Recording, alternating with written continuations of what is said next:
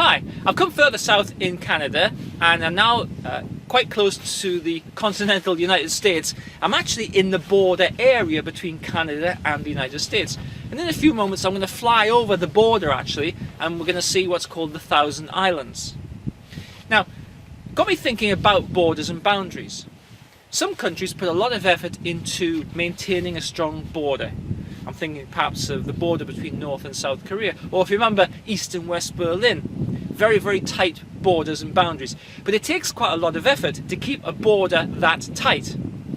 Other countries, for instance Canada and the United States, the border is relatively patrolled, but it's not quite as tight as North and South Korea is, for instance. And there's no man's land per se.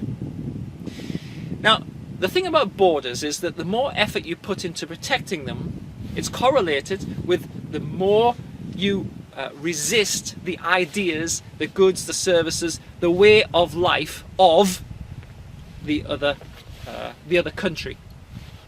I was in the United States recently. If you go across the border between Canada and the United States, it's no different.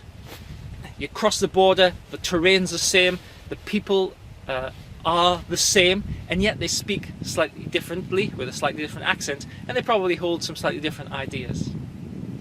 How tight you try to maintain your border is correlated with how fiercely you resist the ideas, the beliefs, the way of life of the other country.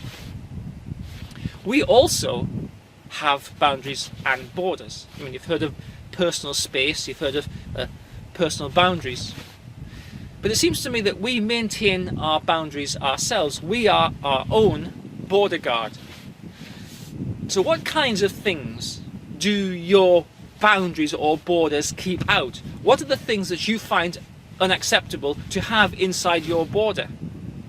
If we did away with borders completely, if we were kind of freely open to the things that we try to keep out, what's the worst that could happen? We'd have new ideas coming in. We'd have an opportunity to examine these new ideas and to assess them in the light of the kind of lifestyle that we have and who we think that we are. And then we could reject them or we could accept them.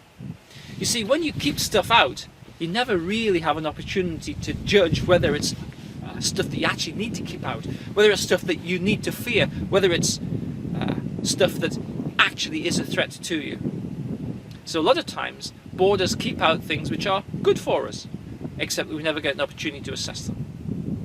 So, rather than put a lot of effort into protecting yourself from the things which you fear contamination from, and these things would be negative thoughts, negative beliefs, negative experiences, life-stretching, life-enhancing, alternative experiences, why not think about letting your bodyguards go home, accepting the things which you're trying to keep out, and judging them for value and validity on their own terms.